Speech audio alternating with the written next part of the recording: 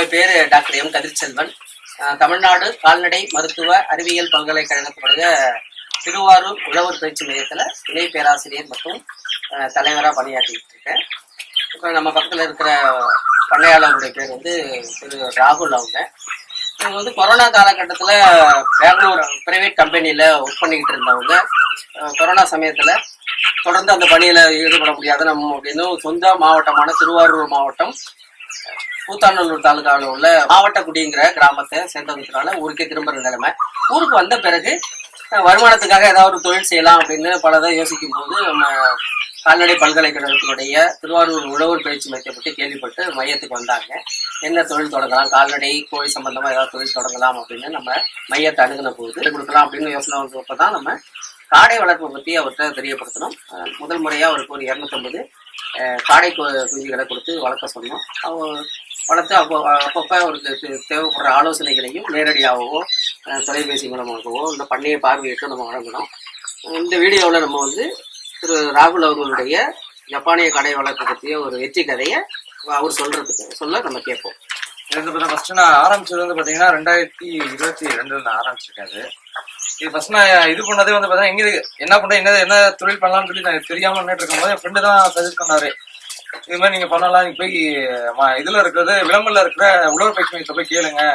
உங்களுக்கு பார்த்தீங்கன்னா அந்த அக்ரி சம்பந்தம், ஏன்னா கிராமத்துல இருக்கீங்க, அக்ரி சம்பந்தம் நான் டீட்டெயில் கொடுப்பாங்க அப்படின்னு சொல்லும் போது நான் சாரை போய் நான் கனெக்ட் பண்ணேன். சாரை கான்டாக்ட் பண்ணும்போது சார் சொன்னாங்க, நீங்க அது ஃபர்ஸ்ட் என்னோட இதை கேட்டுக்கிட்டாங்க, உங்களுக்கு என்ன பண்ண முடியும், உங்களை என்ன பண்ண முடியும், எந்த ஏரியால இருக்கீங்க, என்னங்க டீட்டெயில் கேட்டுக்கிட்டாங்க. அதுக்கப்புறம் அவங்க எனக்கு சஜஸ்ட் பண்ணாங்க, நீங்க காடை வேணா வளர்த்து பாருங்க, கொஞ்சம் பேசிக்கா ஃபர்ஸ்ட் நீங்க பாத்தீங்கன்னா ஒரு 100 பேசிக் நீங்க வாங்கி வளர்த்து பாருங்க, அது உங்க ஏரியா கரெக்டா இருக்கும், உங்களுக்கு செட்டாதான் பாருங்கன்னு சொல்லி சொன்னாங்க. ஃபர்ஸ்ட் சார் பாத்தீங்கன்னா 250 காடை கொடுத்தாங்க. அது ஃபர்ஸ்ட் ப்ரூடிங்ல இருந்து அதான் நான் ஆரம்பிச்சேன். ஃபர்ஸ்ட் 250 ஒரு நாள் குஞ்சு எனக்கு கொடுத்தாங்க. அந்த 250 ஒரு நாள் குஞ்சுல இருந்து ஆரம்பிச்சதுதான் இப்போ பார்த்தா நம்மள்ட்ட ஒரு வாரத்துக்கு ஒரு 1000 to 1500 காடை நமக்கு வாரத்துக்கு வெளில போகுது.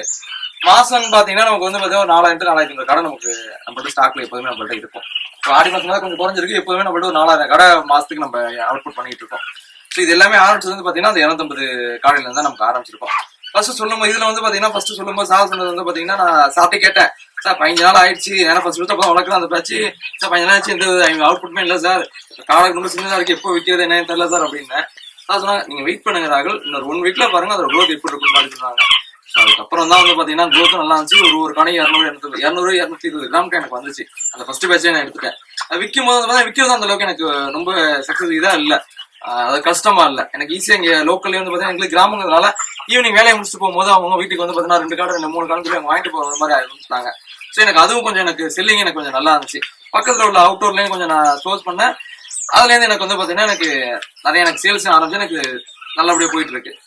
அப்புறம் பாத்தீங்கன்னா இதுல இடர்பாடுகள்னு சொல்லி சொன்னீங்க அப்படின்னா பாத்தீங்கன்னா ஒன்னு சீசனுக்கு அந்த மாதிரி சளி பிடிக்கும்.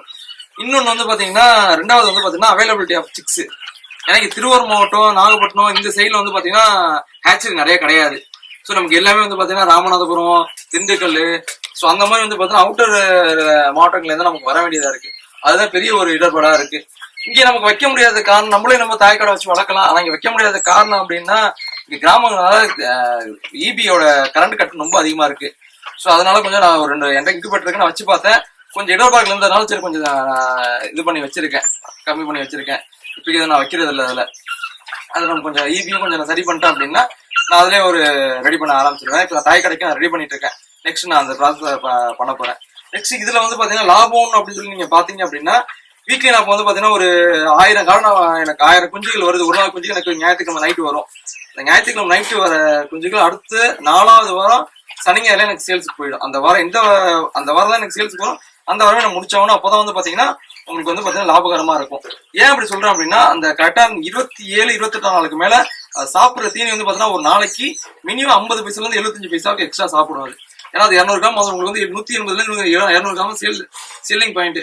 ஸோ அப்படிங்கும் போது நீங்க என்னதான் வெயிட் ஏற்றினாலும் உங்களுக்கு அதே ரேட்டு தான் போகுதுங்கும் போது அந்த 75 பைசா ஒரு நாளைக்கு எக்ஸ்ட்ரா நமக்கு செலவாயிட்டு இருக்கும். இப்போ நம்ம 1000 காடை வளர்க்குறோம் அப்படின்னா ஒரு வாரத்துக்கு அதை 4 கட்டை பாத்தீங்கன்னா 29-30 நாள் நமக்கு சேல்ஸுக்கு வரும். சேல்ஸுக்கு பாத்தீங்கன்னா எல்லா மாற்றாட்டையும் போக ஒரு 850 பீஸ் கிட்ட நமக்கு சேல்ஸுக்கு வரும். இதெல்லாம் போக எல்லா செலவுகள் தீவனம், இதுல மேஜாரிட்டி பாத்தீங்கன்னா தீவன செலவு தான். இதுல பாத்தீங்கன்னா 75% to 90% தீவன செலவு மட்டும் தான் இதுல அதிகம் இருக்கும்.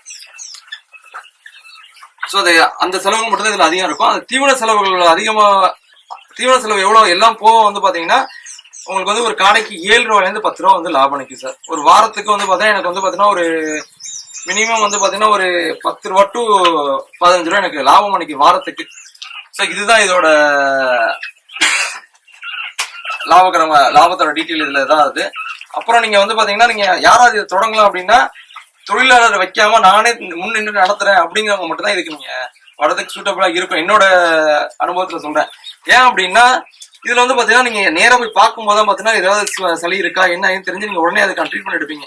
இதுவே நீங்க தொழிலாளியை நம்பி நீங்க பண்ணீங்க அப்படின்னா இது கொஞ்சம் டிராபேக் ஆகிறதுக்கான வாய்ப்புகள் நிறைய இருக்கு. உங்களுடைய வெற்றி கதையை நம்ம கேட்டோம். அது மாதிரி புதிய தொழில் தொடங்க ஆசைப்படுற இளைஞர்களும் வேலையில்லா பட்டதாரிகளும் மற்ற பண்ணையாளர்களும் நம்ம திருவாரூர் உழவர் பயிற்சி மையம் போன்ற பல்வேறு பயிற்சி மையங்கள் நம்ம தமிழ்நாடு கால்நடை மருத்துவ அறிவியல் பல்கலைக்கழகத்தின் கீழ் மாவட்டந்தோறும் செயல்படுகின்றன. அந்த மையத்தை நீங்க அணுகுனீங்கன்னா இந்த காடை வளர்ப்புக்கு சம்பந்தமான பயிற்சியும் தேவைப்படுறப்ப அப்பப்போ உங்க இடத்த பார்வையிட்டு நேரில் இப்போ பண்ணையை பார்வையிட்டு தேவையான ஆலோசனைகளையும் தர நம்ம பல்கலைக்கழகமும் பயிற்சி மையங்களும் தயாரா இருக்கு அப்படின்னு சொல்லி தெரிவித்துக் கொள்கிறேன்.